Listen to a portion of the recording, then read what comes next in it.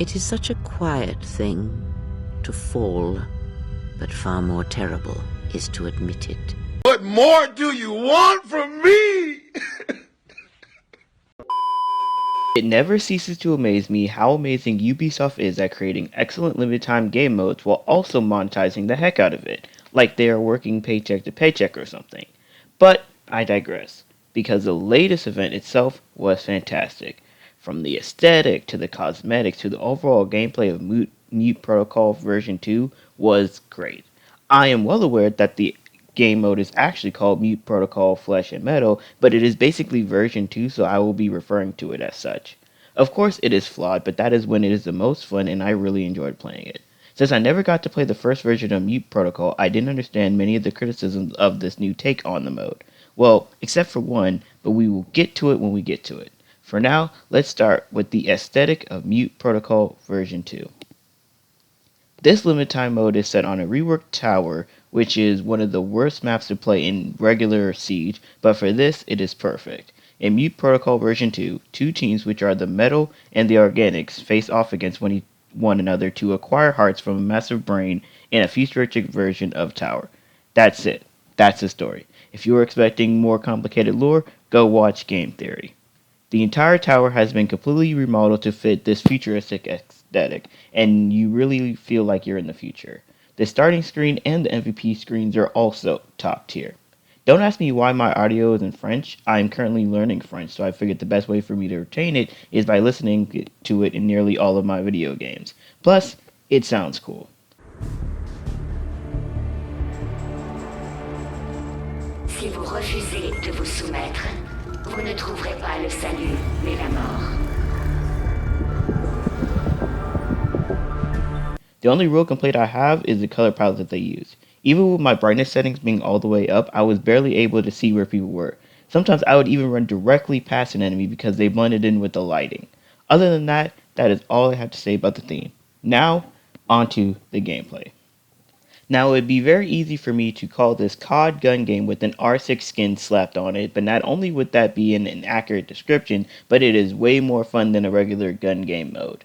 In Arms Race, the official name for this mode, you play best of two with the third round for overtime match point, and you will play one round as the robotics featuring the old cosmetic items from the first version of the event, and the other round as the organics featuring the new cosmetic items. Each round lasts for 6 minutes and 45 seconds, with the overtime round being a minute and 30 seconds. You have to get all 10 weapons, with the 10th weapon being Sledge's hammer, and destroy the large brain to get the win for the round. Now, you may be thinking to yourself that 6 minutes is way too long for one round, but with respawns enabled and the way the progression of getting guns work, most of the time the round is won within usually less than 3 minutes. Unless everyone in the entire game is terrible at getting kills, then you would be taking much longer. Each team has a specific set of 9 weapons, with the first weapon being a unique starting weapon. The robotics get to start off with the godly MPK-5, and the organics unfortunately start off with the suppressed version of the FMG-9. And if you have ever used the suppressed FMG-9 in a regular game in Siege, then you already know how fun it is to use.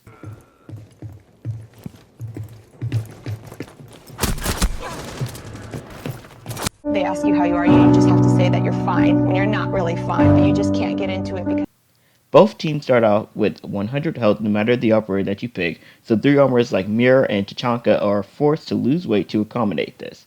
Everyone else has Oryx's dash to bust through walls and even your opponents. You don't take damage and you have unlimited amount of uses, so feel free to go ham to your heart's content. The organics have their own unique weapon ladder, and the robotics have their own unique weapon ladder.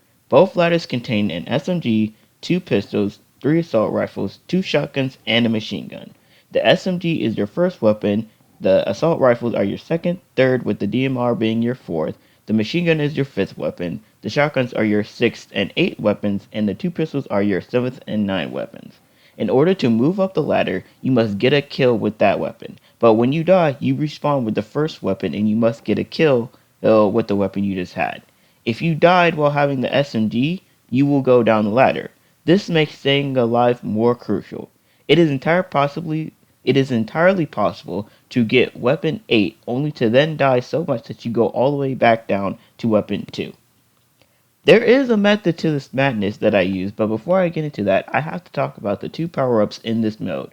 One is basically a health pack as it gives you 50 additional health permanently, and the other power-up allows you to skip a weapon ladder step entirely. So if you happen to be stuck on one weapon, it wouldn't be a bad idea to find one of these bad boys on the map. The same could be said about the health pack. If you survive a gunfight, please get this. You're gonna be glad that you did, as sometimes these guys are not playing. Talking about strategy now, the way you win is by working your way up to Sledge's hammer, which is the 10th weapon, then you have to use it to destroy the huge brain. Now, to achieve this goal, there was only one true way to get yourself a win 85% of the time. Prioritizing power-ups, don't prioritize getting kills. Yes, killing is the most practical way of leveling up, but it also possesses the huge risk that you might be facing some heavy hitters on the enemy team that are ready to rail you at a moment's notice and keep you low on the ladder. So, you have to get a mixture of kills, and the power up is the only way to go. This tactic was so effective that even if I only had one or two other people on my squad against a full team, we could still pull out a huge W. So you best believe that this tactic became a crutch and was a godsend from time to time. Un robot type prêt à enfiler. Double peine. Fichu tas de métal. Vous avez gagné. Mais tant que vous refuserez de vous soumettre, vous resterez imparfait.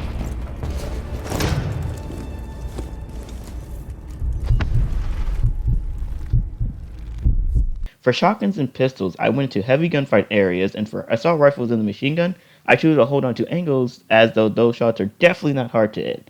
Also, something I did was use Oryx's dash to open up the area as much as possible for easy kills and to move around quickly. I rarely use this to kill an opponent because every time I tried, it went horribly wrong, but it was so satisfying when I could actually land one. Overall, I had a very fun playing this mode, more than I thought I would.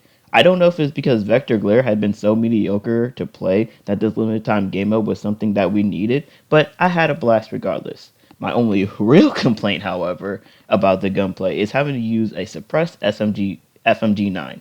That did take the joy out of my playing from time to time because of it. Now, if both you and the enemy team happen to win a round, this leads to a third round and final, which is overtime. In overtime, both teams will spawn outside of the tower, and everyone would be wielding Sledge's golden hammer. In order to win, you must eliminate the entire enemy team with your hammer. Now, you may be thinking to yourself, wait a minute, if everyone has a hammer, how would that work? And to answer that question, it does work chaotically.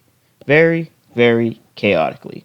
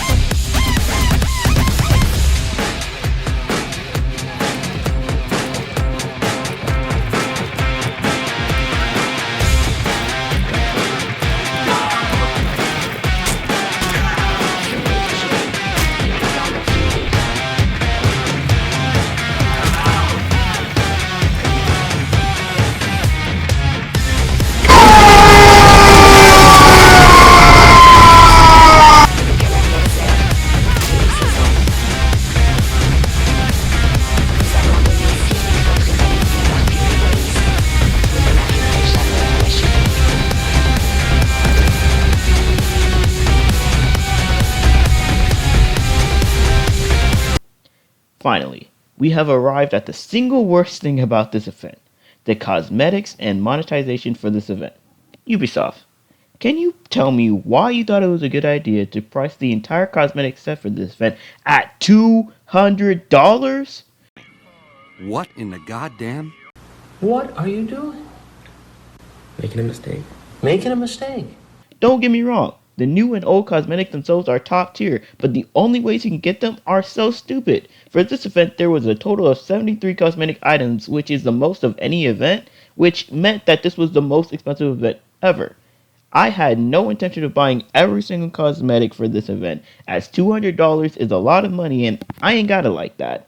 So I had to go with getting Kavera's cosmetics and my absolute favorite Nox cosmetics. So I had two options. I could either A, gamble for them in packs with a 4 in 73 chance of getting them, or I could buy their bundles. The bundles cost 1,680 R6 credits, so I was looking at paying $15 for one bundle and around $30 to get both. Because I refused to pay such an absurd amount for cosmetics, I decided to try my luck at the packs.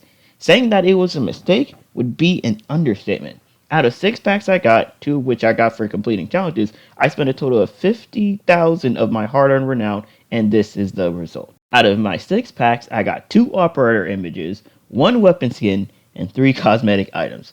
I have never been more disgusted at a pack opening in my life. A huge L. The only thing that prevented this haul from being a total failure was getting Kavera's headgear, but I got no knock gear. And that itself was a real shame, but I'm over it now. Overall, I would call M.U.T.E Protocol Flesh and Metal a huge W for Ubisoft. I had a great time playing it with the moments that made me laugh, and I really hope it returns. Even though I didn't get any of Nox cosmetics, Kavera's headpiece will hold me over. Now that we're in Operation Brutal Swarm, I can't wait to see what the next event will be. If you liked the video, be sure to light that like button on fire and subscribe to join the flock. This is Phoenix4568 signing off, and until next time.